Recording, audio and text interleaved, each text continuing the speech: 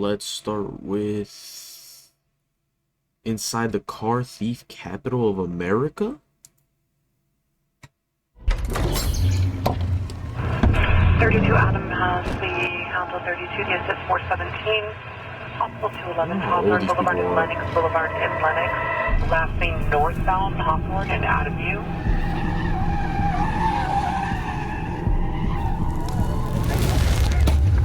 Jesus Christ. Welcome to Bakersfield, motherfuckers. This is in Bakersfield?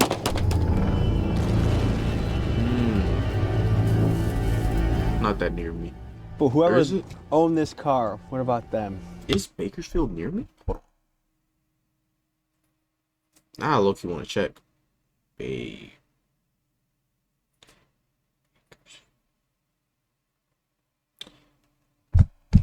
Nah, it's pretty kind of far. Insurance. Not too far.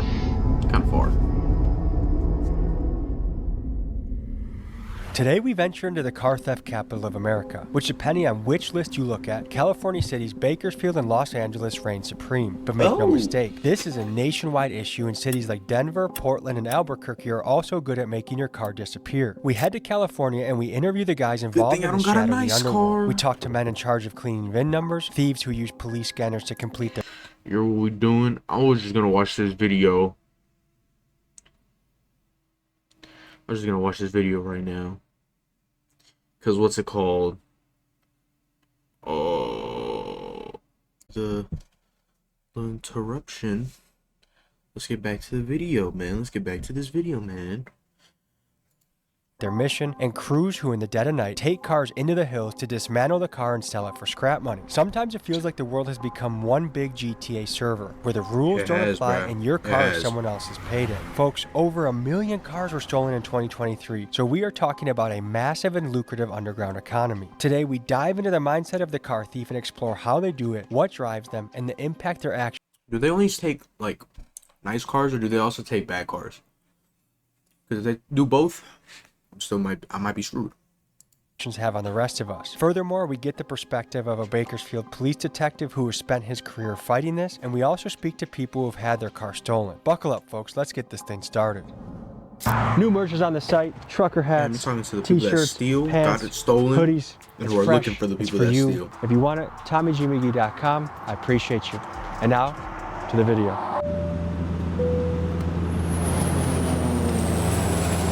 Ladies and gentlemen, we just touched down in Bakersfield, California, because right now we are investigating the car theft capital of America. When you Google car theft capital of America, two places usually come up: Bakersfield, California, Los Angeles, California. And we believe that they're intertwined, and we got some investigative work to do here. We're about to go meet up with some night crawlers that listen to the police scanners, look for the action, and dive into the stolen car world from an angle we haven't seen before. So folks, join us as we go boots on the ground and show you how Bakersfield, Los Angeles, the stolen cars, stolen guns, the takeovers, and all of that I thought it was just cars. It should mean guns. are interconnected. In Bakersfield, California, criminal activity has gotten so prevalent that it has produced a nightcrawler type of streamer, many of them in fact, and they listen to the police scanner and cruise through the night to chase sirens and videotape the action. We pull up now and meet a few of those guys. Oh, let's see if we get something good today. Hey, you there? In here. Keep me posted on anything. All right, let's see what we get. Wait, they live streamed this? That's kind of fire. All right, Peace, we're en route to a expanded traffic collision. We don't know the extent of injuries yet. We're about 3 minutes out.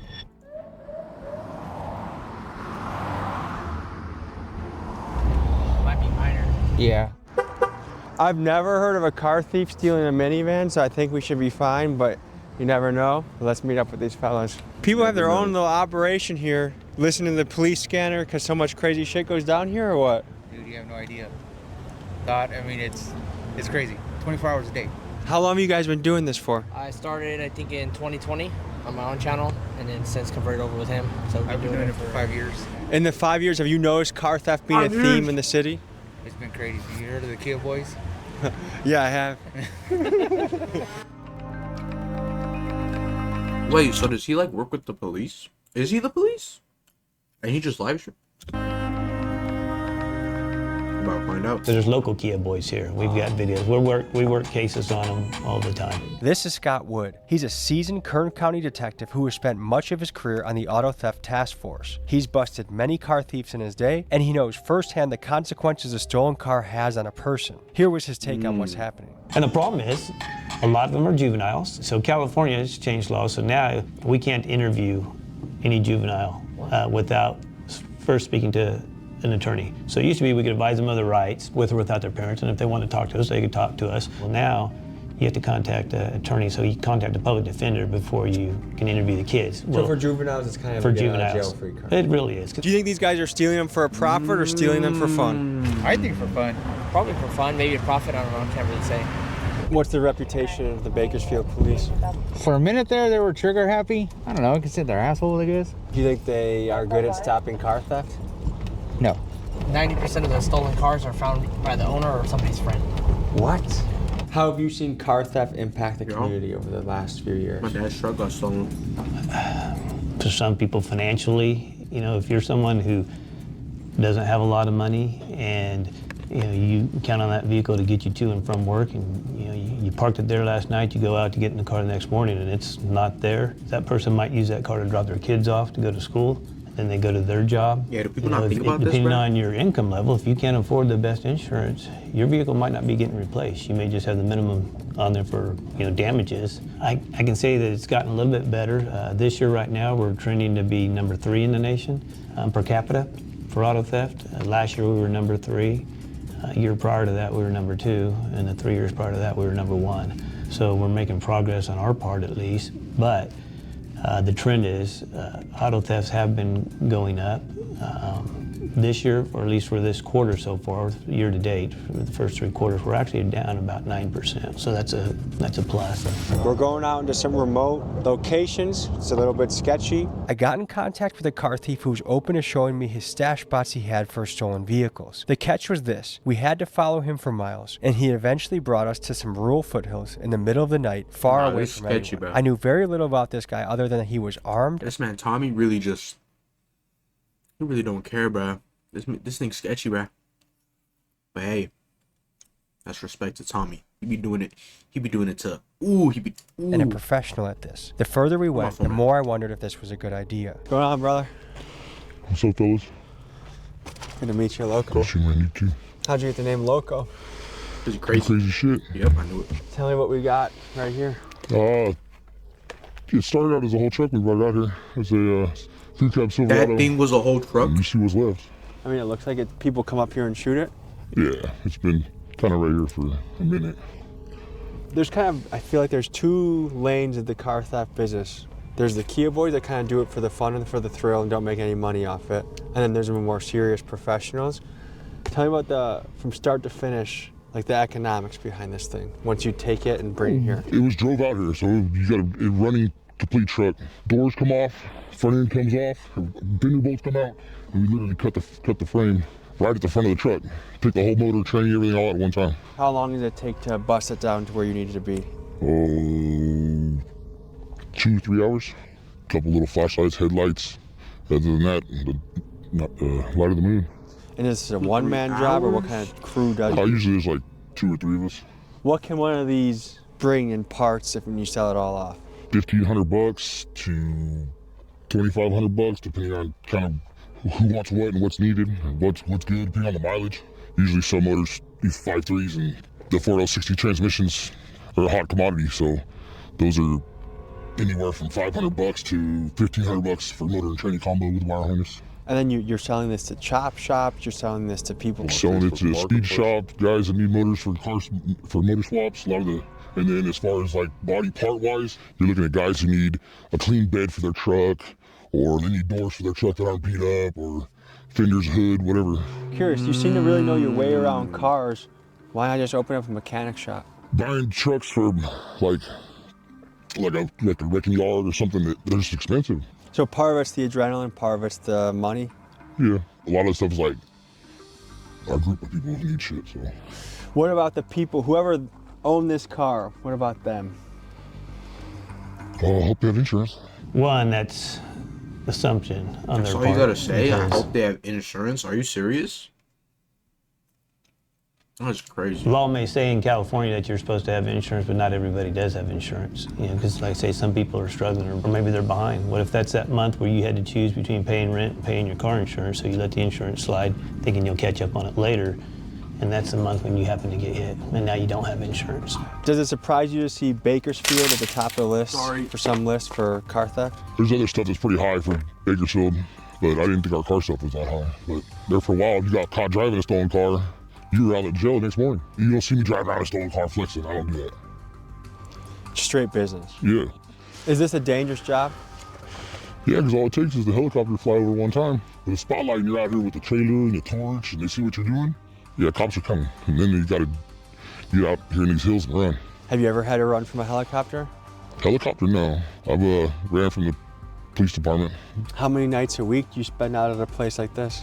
I've kind of slowed down a little bit with family and all that type of shit, but 3 or 4 trucks a month during the. You just say he had a family? Hold on. Yeah.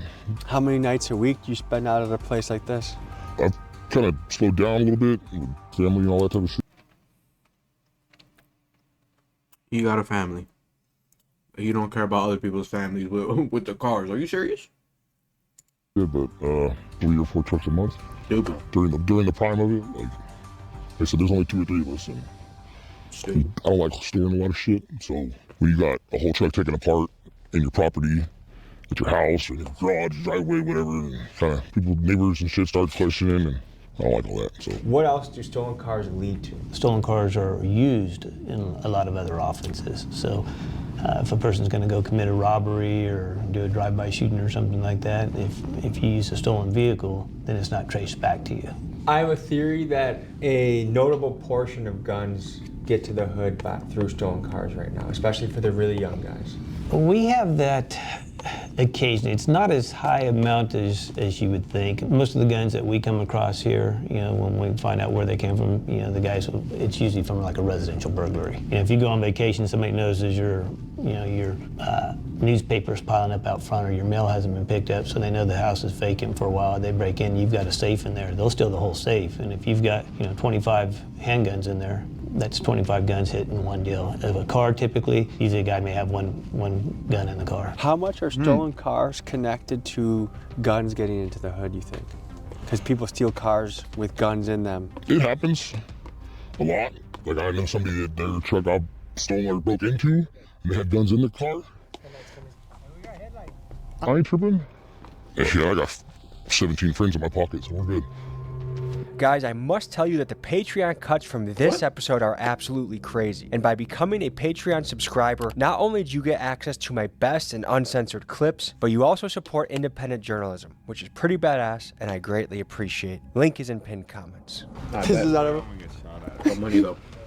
I ain't tripping on that.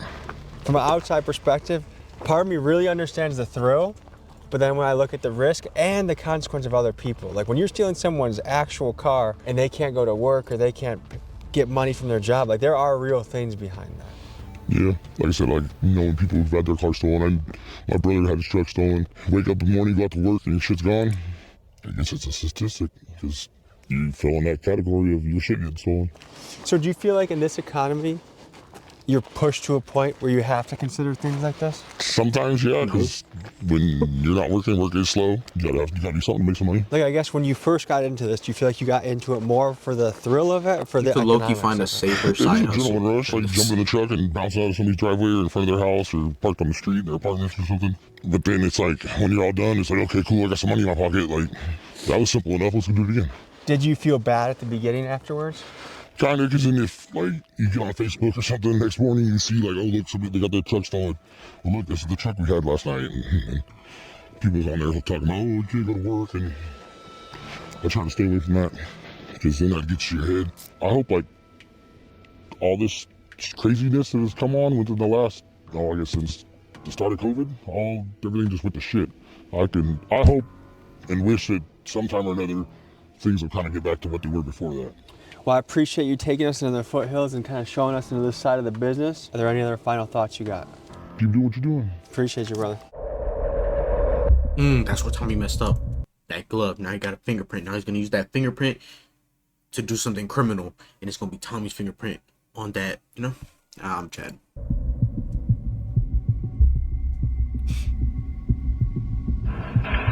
Adam has the Handle 32 gets at 417. Possible 211 Hawthorne Boulevard and Lennox Boulevard in Lennox. Lastly, northbound Hawthorne and out of view. Got that one. I got an SS. 116.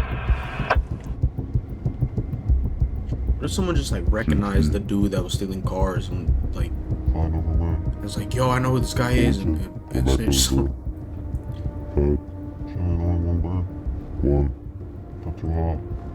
Talk more about like the scene of the helicopters, like how many can come out, how sketchy is it? One leaves about right after they get the call of like the stolen car, and then after this they get the one call, one bird leaves, and then if it goes on to chase, two birds leave. Then right after the two birds leave, like if the person leaves the car somewhere, then a third bird leaves. It's like the news helicopter, and then the news helicopter is reporting it to like, oh, blah blah blah. It's raining. Sorry. All this is like in this area. Then the police helicopters are looking for the passenger, because usually you're gonna pick up someone after you get the car and drive off. So someone has to look address to go. So the driver's not doing all the work. And then after the driver gets all done getting the trackers out, the trackers right here. And then under the glove box. Wait, this is LA now. Call the fuse up front, and then disables the OnStar. And then once the OnStar is disabled, the dealership company, the finance company, the OnStar company, everyone loses everything. So the data, the location of the car, the last location of the car, everything gets wiped. It's done. Then the car's free. You go about your day. The number of car thefts is on the rise. In fact, it's actually quadrupled in some areas over the past 10 years. I wanted to learn the process of how to VIN swap, what it looks like, what you have to think about, and because this is a key part of the journey of making the car go clean. So the first steps of VIN swapping is you gotta come over here. Inside the door, there's gonna be stickers. There's gonna be this sticker right here with this VIN. And then take this sticker off, boom. You usually don't have to do that sticker, but if you want to, it's pointless, all the other stickers. Then you come over here, there's another one right here. So if you don't do that one, you get caught, boom. So you gotta block off this, get a new one, or cover it up. There's gonna be another one right here. There's gonna be a sticker. On all the newer cars, all these stickers, boom. That number right there, these numbers right here, still going. This number right here, that's another VIN. Then on the back of the motor, back here, there's gonna be another one on the bottom, but you can't see it. After you wipe it off, you get the new stickers, and then separate plates and everything, what's on it, drive it, you get a new metal plate, and then it's your car. What the? You'll find this like stuff out. We're here with Jacob. You've been a victim of car theft. Yeah, they stole my truck, man. I just got back from live streaming one day. I was out feeding some dogs and I came home, went inside, sat down on my couch for about 20 minutes, and I heard my neighbor working on his car, and then I heard his car rev up. He has a really nice Mercedes AMG. I walked outside about 5 minutes later, realized I listened to them steal my truck. And they found my truck about an hour later being gutted over off the south side of town. They took the catalytic converters off it, ripped my entire radio out, and did about $6,000 worth of damage. The sheriff's department were told that the guys that were breaking in, or that were gutting my truck, ran into a house right there, right where my truck was parked at. And when I showed up to get my truck back, I asked them, hey, are you guys gonna go in that house and get those guys and arrest them and press charges? And basically they told me, what's the point? Good old Bakersfield for you. So how does this impact your life, your truck? The money. You could sue him. Press charges, I don't know, something. $6,000 worth. God damn. I mean, at least he got the car back. He didn't have to buy a whole new one. But damn. This just reminds me of how they got my dad's truck one time. And the way they found my dad's truck, it was in a parking lot, like on its side, and I think it had like a wheel or two missing. It was on its side. A bunch of stuff was broken. Radio was gone. They took the damn the sun visor, the thing or whatever it is to block like when you're driving. They took that. It was a whole mess, bro. It cost me about, I don't know, an extra $5,000. But even better than that, last year in the middle of August, I was moving out of my old house over here on the east side of Bakersfield because the theft has gone so high, so I wanted to move and go to a better spot. While I was in the middle of moving, my house actually got robbed and they stole about $30,000 worth of stuff. They stole my Harley, my camping trailer, and gutted my entire garage. If you could speak directly to a car thief right now, what would you tell him? You guys stole from my family and my kids. Stop it, knock it off. You guys are hurting. You're hurting children. My children go camping with me in my camping trailer in my truck, and I literally had to cancel a very big camping trip that was planned all year long because you guys stole my vehicle. I am no longer able to take my son on a mountain ride on my Harley Davidson because you guys stole my bike. You know, I'm no longer able to fix certain things. I have to pay a mechanic now because you guys stole, you know, thousands of dollars worth of tools that I cannot replace. How hard is the process of VIN swapping? It takes about a month, literally. You guys just get the stickers if you know the right people, if you know the supplier of the stickers, blank stickers of the vehicle that you're gonna get, and everything in the right sticker, because people do fake stickers, and some of them look fake, and you get caught up. You need to place that for a month, you can put a hot car. Correct, because the cops can still plug in their scanner, and they can get the old VIN from the ECU to it, and then boom. That's how other people get caught. You have to wipe out the whole VIN from the ECU. If you had to guess, how many VIN swaps do you think you've done? Over 20. Okay. Right now the game is hot, right? Correct. What makes it hot? How are people getting caught? All the young people getting into it and then stealing the cars, lighting them on fire. But there's no point of that when you got a whole car right there we need to sell for all your money. A lot of people say California is soft on crime and that makes people just down to do things because they know that's going to be a slap on the wrist. Do you feel that way? Yeah, because I go steal a car, it's going to be a slap on the wrist. I'm going to be done. Like, they're going to take me in, I'll pay the fine, boom, I'll be out the next day. We've talked to a few gentlemen in the car business that they're like, well, if I'm driving around in a stolen car in California, I might get let out the next day, so there's not really a big deal to it. Yeah, there were some law changes a couple years back that made things a little bit more difficult for us. It's a concern. There's been some laws that just passed this time that's kind of changing a little bit of that, but California was long known as a state that was soft on crime. However, with bipartisan support, California just passed Prop 36, legislation that was designed to be tougher on theft, imposing heavier penalties on crimes ranging from car theft to smash and grabs. For example, look here as these two thieves learn that what they did is no longer a slap on the wrist. That's a felony? New laws. Stealing is a felony. It seems there is a shifting tide in California in which the hardworking people finally feel like they are being represented and protected rather than the criminal being enabled. It's a felony? Our jail, it's got plenty of bed space out there. Problem is that they don't have enough deputies. You have to have so many, people over there to watch however many inmates. Well, if you can't hire enough people to supervise the inmates, then you can't fill those beds. So even though they'll have bed space over there, we can't hold people in. So if you get caught with a stolen car, you're out the next day. Yeah. Do you find that crazy? Yeah. If the laws That were is harsher, wild. do you think you'd be less likely to be doing this? No, I'll still be doing it. What got you into this? My friends. And why? Like, what's Terrible worth the friends. risk for you? I don't know. That's hard. That's a hard question. Do you just enjoy the adrenaline rush? Correct. Would you say that when you're taking your car, it's sometimes the most Man, alive? goddamn, you like adrenaline? Go on a roller coaster or something. Go skydive. Goddamn. You gotta steal no car? You've ever feel? Yeah.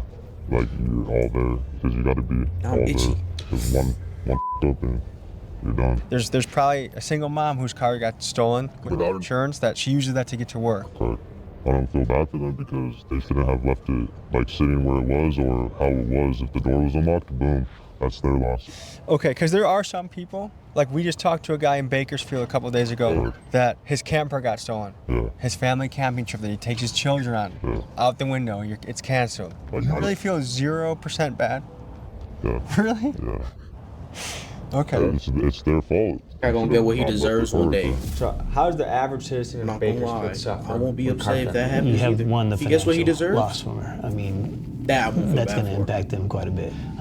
The other thing, though, is for some people, it can be an very emotional and stressful situation. Some people may feel traumatized from it. It's being victimized, and especially if you thought that you lived in a secure, like, oh, I live in a nice neighborhood, I never would have thought that, and then they realize that hits home. How much money can someone stand to make on a deal, just one of these cars? From VIN swapping it or before VIN swapping it. I guess your cut of the action, like. In the night, probably 2K. And just quick money? Yeah, it's quick money, and you can do whatever with the money. Some people call either LA or Bakersfield the stolen car capital of America. Correct, it is. Yeah? Yes. Does it surprise you? Yeah, because they could be coming out here to like where all these like luxury cars are, but then they're going up to like the valley, they're risking it, driving all the way down an hour through the grapevine and all that stuff. They could get caught up right there through CHP, and that's their problem. How much is the stolen car scene and the takeover scene overlap? Do they kind of go hand in hand? Yeah, they both go together, because if you're not from the takeover scene, you're not going to be stealing a car. Right. What was going on there? The takeover scene overlap. Do they kind of go hand in hand? Yeah, they both go together. Oh, this is a 7-Eleven. Oh. You're not from the... What is he doing? Takeover scene, you're not... Oh, they're getting like the cigarettes. I think there's like backwoods down there. God damn. Stealing a car. That's what like fuels the fire. The takeover. So if it wasn't for all the takeover kids, all the people who steal cars, all this stuff, they wouldn't say nothing.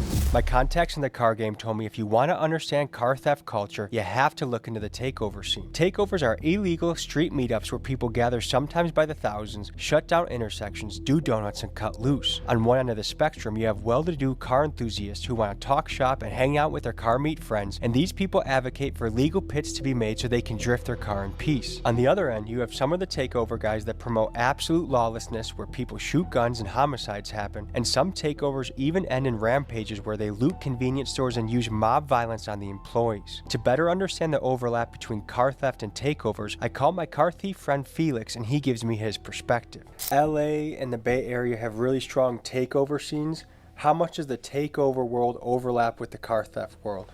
From my experience, it goes hand in hand. At least when I go to the shows, I don't take legally owned cars to go destroy them. I'll take strikers over there and go do crazy stuff in them and break them, and it's not my car. I'm sure they all have the same mentality. Some of these kids, they don't even seem like they could afford some of these vehicles that they're crashing over there. It's like the whole criminal underworld comes together in one spot, and that's really what the takeovers are. Because of how out of control takeovers have gotten, police in places like Tampa and New York have begun to fiercely crack down on these events. Let me know in the comments what you think about takeovers. I guess let me ask you this. What do you think it is? I think they're stupid though. Culturally, where it seems like more and more younger guys are just okay with stealing something. What do you mean? Like it seems like more and more people have a similar answer to you. Well, it's not my problem. I don't care if it's a single mom that now gets evicted. Like it's not. How do we get to that point thinking like that? Because I have feelings for that mom, but at the same time, it's like she shouldn't have, like what I was saying. She shouldn't have left her car right there. She shouldn't have left her purse right there. She shouldn't have left her keys. If someone leaves their keys, because that happens a lot. People leave their keys in the car, boom. You don't gotta. But you're taking this sometimes from people's own drivers. I shouldn't have parked my car in front of my house. Why would you park your car in front of your house? That's a stupid way to think, bruh. Come on. What else are they supposed to do? Nothing. Parking in the garage. So unless they just have a lot of garage space, they're toast. Yeah. Organized crime across state lines brings feds in, right? Correct. Do you have any suspicion that, like, how do you know that a guy Instagramming you is not a fed, or how do you know a guy at the takeover is not a fed? Because you have to know the people that you take the cars with, and then you got to know the people who you're giving the car to. We usually give the cars to the cartel. So you just give them all, you just take them down to Mexico. People come down to Mexico, and they drop them off. You sold a car to a cartel? Yeah. That's smart. How scary is that? Pretty scary. The one, when I did it was smart, truck, but yeah, gotta be stupid too. My other buddy, he's driven them down to Mexico and he just drops it off. Tijuana. Yes, correct. How do you know you're dealing with a cartel guy? Because they'll tell you, or like, it's pretty obvious. Like, they'll be like, blah, blah, blah, I'm gonna have these people here, and then like once they say, there's these people here, you already know. The whole gang. If it's not a gang, it's a cartel. When you deal with guys like that, are they actually pretty chill, or is it terrifying? It's terrifying. Tell me more. They usually have guns. They're all loaded. They'll be like looking at you. They'll like look like bad dogging you, so that it looks like they're gonna rob you or something. But and yes, they are chill. I'll go back to that. They are chill, but they're more chill in the say the fact of they just want the car and they just want to go. They just want to be done with it. So that's why they're just chill. But if you do want up, boom, they're gonna switch up like that, and then you could be dead. So today, folks, we spoke to the individuals involved and impacted by the business of car theft, and it left me thinking that there are many types of theft we still have yet to investigate on this channel. Wage theft, for example. We could talk about taxation, we could talk about jewelry heist, we could talk about all sorts of different kinds of theft, but I'm curious to hear what kind of theft you'd like to see this channel investigate further. Email me at TommyGMcGee123@gmail.com to hit me up with ideas and leads. I appreciate you guys. I'll see you next week. I got nothing. I got nothing. I don't know what he could do. I don't know where he could go. I got nothing. This was a good vid, but that last guy with them glasses, low-key got me mad. This man talking about he don't care. Why'd you park your car in front of your house? Like, come on, bro. Like, damn, he gonna get what he deserved, though. He gonna get what he deserved, though. Not gonna lie. Not gonna lie.